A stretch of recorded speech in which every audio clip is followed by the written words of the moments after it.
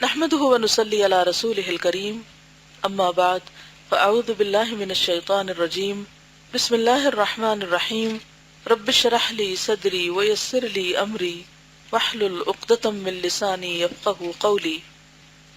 فصل چہارم، ابتدائی عمر میں بچوں کی ریاضت۔ اب یہ کہتے ہیں کہ بچوں سے ہی شروع کر دینی چاہیے ریاضت۔ ہم کیا کرتے ہیں، جب بڑے ہو جاتے ہیں، بگڑ جاتے ہیں، پھر ہم ریاضت شروع کرتے ہیں تو پھر وہ وقت ہاتھ سے نکل جاتا ہے۔ معلوم ہونا چاہیے کہ بچہ ماں باپ کے پاس امانت ہے، ملکیت نہیں ہے۔ کیا ہے؟ امانت۔ اور اس کا دل ایک سادہ و صاف جوہر، وہ ہر نقش قبول کر سکتا ہے، وہ ہر نقش کو قبول کر سکتا ہے، یعنی ہر چیز اس پہ پرنٹ ہوتی ہے۔ اگر اسے نیکی کی عادت ڈالی جائے گی تو اس کی نشو و نما اسی پر ہوگی، اور اس کے ماں باپ اور استاد اس کے ثواب میں شریک ہوں گے۔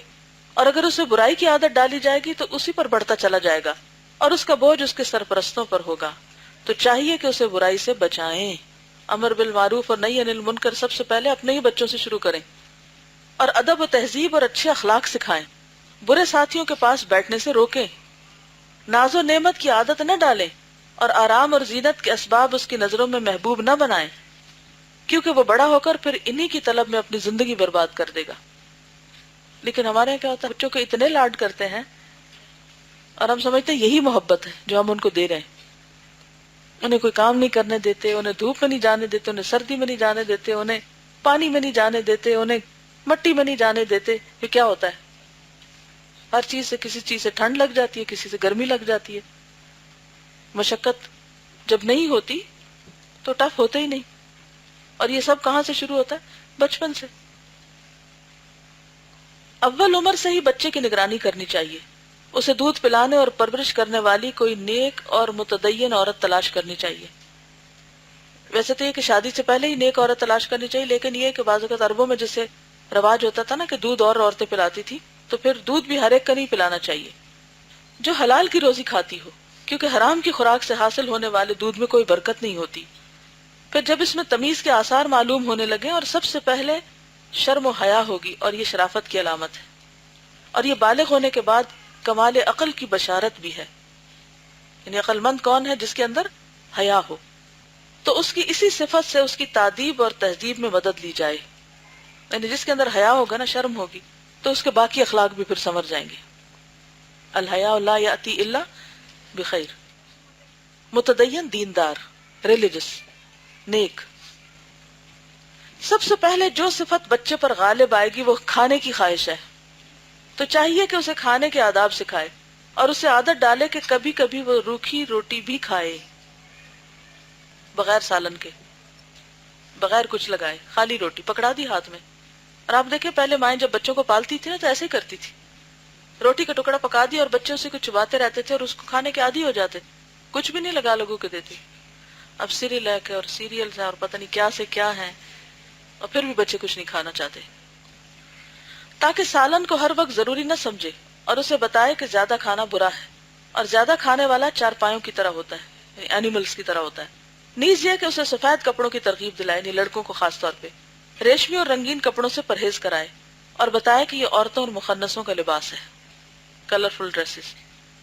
یہ بھی ضروری ہے کہ اسے ناز و نعمت میں رہنے والے بچوں سے الگ رکھے، یعنی ایسے بچوں سے دوستی نہ کرے کہ جن کے پاس دنیا کی بہت نعمتیں، کیونکہ پھر ان کو دیکھ کر اس کے اندر بھی حسرتیں آئیں گی۔ وہ کچھ بڑا ہو جائے، ہمارے ملک میں 5 یا 6 سال کی عمر، تو اسے مدرسہ میں قرآن و حدیث اور نیک لوگوں کے حالات کی تعلیم میں مشغول کرے۔ اس میں انہوں نے آپ دیکھیے کہ قرآن و حدیث کے بعد کون سی چیز رکھی ہے؟ نیک لوگوں کے حالات، کیونکہ اہدنا الصراط المستقیم صراط الذین انعمت علیہم۔ تو بچوں کو ابتدا عمر سے ہی کہانیاں سنانی چاہیے، حضرت آدم کی کہانی، حضرت نوح کی کہانی، اور پھر اچھی طرح بتانا چاہیے کہ نوح علیہ السلام کے زمانے میں سیلاب کیوں آیا اور کشتی کیوں بنی، اور ساری چیزیں ڈیٹیل میں بتائیں۔ پھر اس کے بعد صحابہ کی سٹوریز، پھر عام نیک لوگوں کی، جو بھی اچھے واقعات آپ پڑھیں نیک لوگوں کے، کیونکہ سٹوریز کے ذریعے بہت اچھی تربیت ہو سکتی، تاکہ اس کے دل میں نیک لوگوں کی محبت پیدا ہو اور وہ عشقیہ اشعار یاد نہ کرے، ورنہ جو ہی بڑا ہوگا تو کیا ہوگا؟ گانوں کی طرف شوق لگ جائے گا۔ ایسے ہی ہوتا ہے نا۔ آج آپ دیکھیں کہ شاید ہی کوئی ینگ بچہ ہو کہ جس کو سانگز نہ آتے ہوں، یا وہ نہ سنتا ہو. کیونکہ پہلے تو یہ ہوتا تھا ریڈیو چاہیے ہوتا تھا یا ٹی وی آن کرنا پڑتا تھا, یہ ٹیپ ریکارڈر. اور اب کیا ہے, اونچا لگنے کے علاوہ آئی پاڈز اور ایسے ایسے طریقے ہیں, سیل فونز, کچھ مشکل ہے ہی نہیں.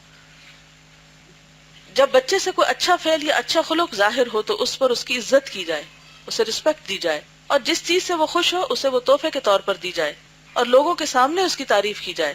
پھر اگر کسی وقت اس کے خلاف اس سے کوئی فعل ظاہر ہو تو اس سے چشم پوشی کی جائے, اگنور کیا جائے, اس کے کام کو ظاہر نہ کیا جائے.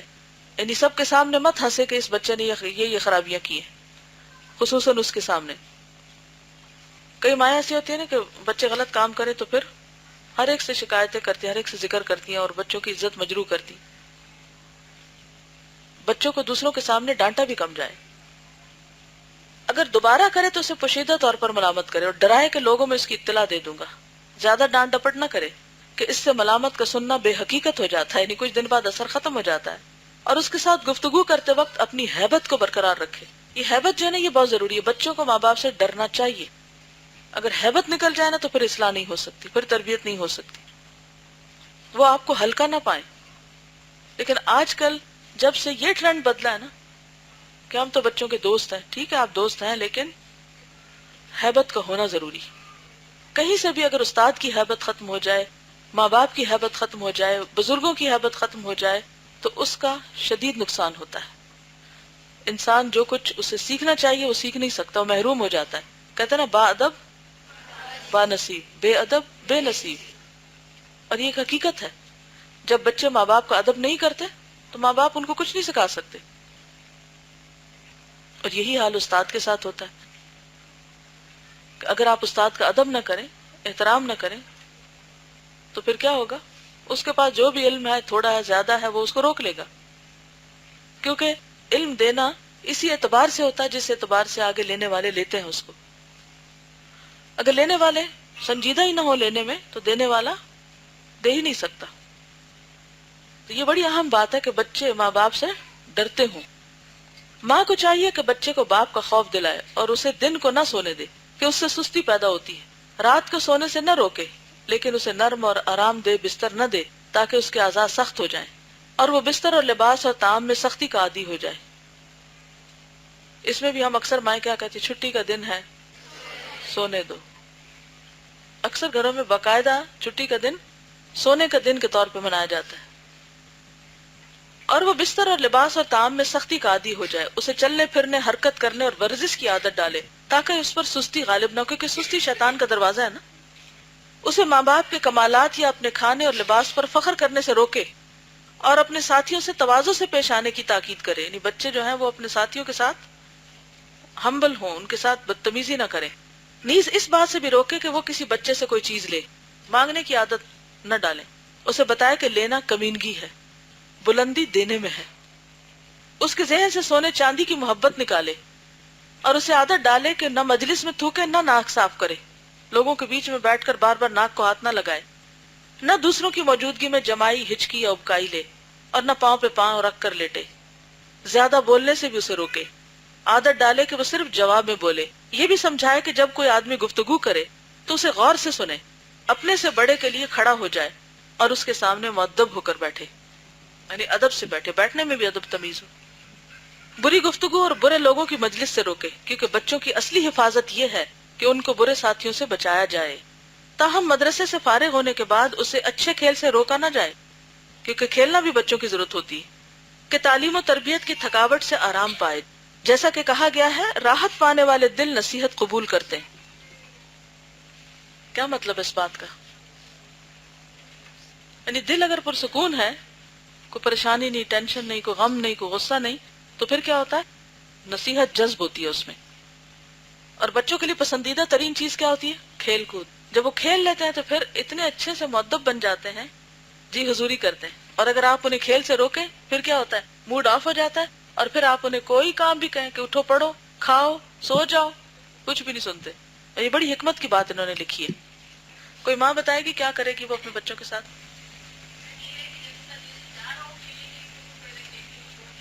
جی یہ بہت اچھی بات ہے کہ جیسے اگر آپ بچوں کو کھیلنے کے لیے چھوڑیں یا کوئی بھی, آپ تو اگلا پلان پہلے سے بتائیں. اگر شروع سے ہی بچوں کے ساتھ صبح کے وقت ان کے ڈے کی پلاننگ آپ کر دیں تو آپ دیکھیں گے بہت سہولت پہلے سے پتا ہوگا، کیونکہ یکا یک جب ہم انہیں بتاتے ہیں اچھا اب یہ کر لو، وہ جو اتنے حکم سنتے ہیں وہ ایک بھی نہیں مانتے. پھر بہت سی مائیں کہتی ہیں نا بچے سنتے نہیں، اس کی ایک وجہ یہ بھی ہوتی، اور یہ میرا ذاتی تجربہ ہے. اگر میں بچوں کو ڈے پلان کر دوں نا، اچھا اب پہلے یہ کرنا ہے، پھر یہ پھر یہ پھر یہ، ایک وقت ہوتا ہے کہ آپ ان کے لیے پوری پلاننگ کرتے، پھر یہ ہوتا ہے کہ وہ اپنی مرضی بھی کرتے ہیں، تو پھر یہ کہ آپ آپس میں سمجھوتے کے ساتھ پہلے سے بتا دیں. اور اسی طرح اگر جیسے بریک وغیرہ دینی ہے تو بھی آپ پہلے سے بتا دیں کہ اب آپ کا آدھا گھنٹہ ہے، پھر بریک ہو جائے گی آپ کی، اور اس کے بعد پھر اتنی دیر کے بعد دوبارہ ہم یہ کریں گے، اور پھر یہ ہوگا اور پھر وہ ہوگا. تو پھر وہ ذہنی طور پر آمادہ ہو جاتے ہیں، انہیں پتا ہوتا ہے کہ یہ کرنا پڑے گا. بچے کو والدین اور استاد کی اطاعت اور تعظیم سکھانا چاہیے. جب وہ 7 سال کا ہو جائے تو اسے نماز کا حکم دے اور طہارت کے چھوڑنے میں چشم پوشی نہ کرے. باقاعدہ چیک کرنا چاہیے کہ طہارت کی کتنی عادت پڑ گئی. اسے جھوٹ اور خیانت سے ڈرائے، اور جب بلوغت کے قریب ہو تو کوئی کام اس کے سپرد کرے، یعنی اس کی ڈیوٹی لگے. جیسے بچیاں ماؤں کے ساتھ گھروں میں کوکنگ اور سوئنگ وغیرہ اور چیزیں کرنے لگتی ہیں، اس طرح لڑکوں کو بھی کسی نہ کسی کام لگانا چاہیے، کوئی جاب کرنی چاہیے، بلکہ وہ خود ہی کہنے لگتے ہیں کہ ہمیں کچھ کام کرنا چاہیے، کچھ ارن کرنا چاہیے. معلوم ہونا چاہیے کہ کھانا دوا ہے، اور اس کا مقصد یہ ہے کہ اللہ کی اطاعت کے لیے بدن میں قوت پیدا ہو جائے. یقیناً یہ دنیا فانی ہے، موت دنیا کی نعمتیں ختم کر دے گی. چاہیے کہ ہر وقت اس کا انتظار رہے. کس کا؟ عقل مند وہ ہے جو آخرت کا سامان بنا لے. اگر بچے کی تربیت صحیح ہوگی تو یہ سب باتیں اس کے دل میں اس طرح بیٹھ جائیں گی جیسے پتھر میں نقش ہوتا ہے. تو بچپن سے بچوں کے اندر موت کا خوف بھی ڈالیں.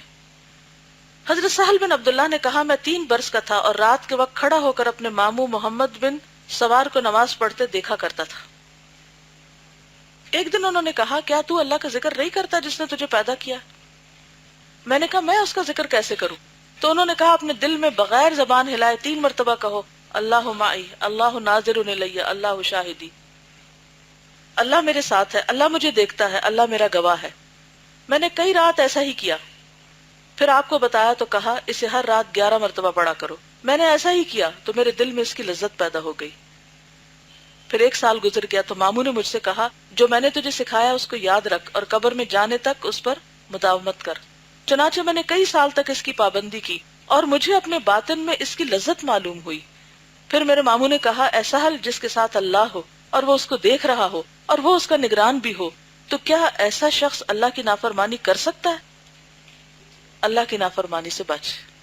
کتنا خوبصورت انداز ہے تربیت کا. تو اب آپ بچے تو نہیں لیکن آپ کو بھی شاید فائدہ دے تو یہ لکھ لیں، اللہ میرے ساتھ ہے، اللہ مجھے دیکھتا ہے، اللہ میرا گواہ ہے. ہم کب کہتے ہیں اللہ میرا گواہ ہے؟ جب کوئی ہمیں ٹرسٹ نہ کرے. اچھا، اس سے بچے ڈرتے بھی نہیں. اگر آپ انہیں کہنا کہ اللہ تمہارے ساتھ ہے، کہو اللہ میرے ساتھ ہے. اور یہ 3 چیزیں اکٹھی کرنا بھی بہت اچھا ہے، لیکن الگ الگ بھی آپ بتا سکتے ہیں. کسی موقع پہ آپ انہیں بتا سکتے ہیں کہ اللہ میرے ساتھ ہے، آپ کو کچھ نہیں ہوتا، آپ یہ سوچو کہ اللہ آپ کے ساتھ ہے. دوسری، کسی وقت آپ جب آپ انہیں برائیوں سے بچنے کے لیے کہیں تو آپ انہیں یہ کہیں کہ میں تو نہیں دیکھتی لیکن اللہ دیکھ رہا ہے، ہر جگہ دیکھتا ہے، تو اس سے ڈرنا. اور تیسری چیز، اللہ میرا گواہ ہے. پھر میں مدرسہ میں چلا گیا اور میں نے 6 یا 7 سال کی عمر میں قرآن پاک یاد کر لیا. اتنا ارلی ایج میں بچے کو کام پہ لگا دیا. اب میں ہمیشہ روزے رکھتا اور میری غذا جو کی روٹی تھی. میں ساری رات قیام بھی کرنے لگا. کہنے کا مطلب یہ ہے کہ بچپن سے ہی اگر اللہ کی پہچان ہو جائے، اللہ کی عبادت ہونے لگے یا شوق لگ جائے تو پھر بڑے ہو کے مشکل نہیں رہتی. لیکن بڑے ہو کے نماز کی عادت ڈالنا انتہائی مشکل ہو جاتا ہے. آخرت کا خوف. معلوم ہونا چاہیے کہ جس نے آخرت کو اپنے دل سے یقینی طور پر دیکھ لیا وہ لازماً اسی کو چاہے گا. دل سے دیکھنا، آنکھ سے نہیں. اور دنیا سے بے رغبت ہوگا. جس کے پاس کوڑیاں ہوں وہ ایک نفیس ہیرا دیکھ لے تو کوڑیوں کی طرف اس کی رغبت نہیں رہے گی. اور یہ تھا اصل میں وہ میسج جو میں آپ کو دینا چاہتی تھی کہ موت کی تیاری کے لیے دنیا سے بے رغبتی ضروری. بے رغبتی کیا؟ Less interest. اور زیادہ انٹرسٹ آخرت کے کاموں میں ہو. اگر اس سے کہا جائے کہ کوڑیوں سے ہیرا خرید لو تو وہ بڑی جلدی کرے گا. معلوم ہونا چاہیے کہ جس کو اللہ تعالیٰ ان چیزوں پر تنبیہ کر دے اس کے لیے ضروری ہے کہ گناہوں سے بچے. یہ اجتناب گویا ایک قلعہ ہے جس میں وہ محفوظ رہے گا. اس پر لازم ہے کہ نفس کی مخالفت کرے اور وظائف و اوراد میں اعتدال کو ملحوظ رکھے. ریاضت کی انتہا یہ ہے کہ دل ہمیشہ اللہ کے ساتھ ہو. اور یہ غیر اللہ سے خالی ہونے کے بغیر ممکن نہیں، اور یہ خوبی لمبے مجاہدے کے بغیر حاصل نہیں ہوتی۔ یہ ہے مرید کی ریاضت کا طریقہ اور اس کی تدریجی تربیت۔ باقی رہی ہر صفت میں ریاضت کی تفصیل تو وہ انشاءاللہ عنقریب آئے گی۔ تو دیکھیے آخری حصہ بھی اصل میں کیا ہے؟ آخرت کا خوف اور موت کی تیاری اصل میں۔ چلیے آج کا لیسن تو ختم ہوا۔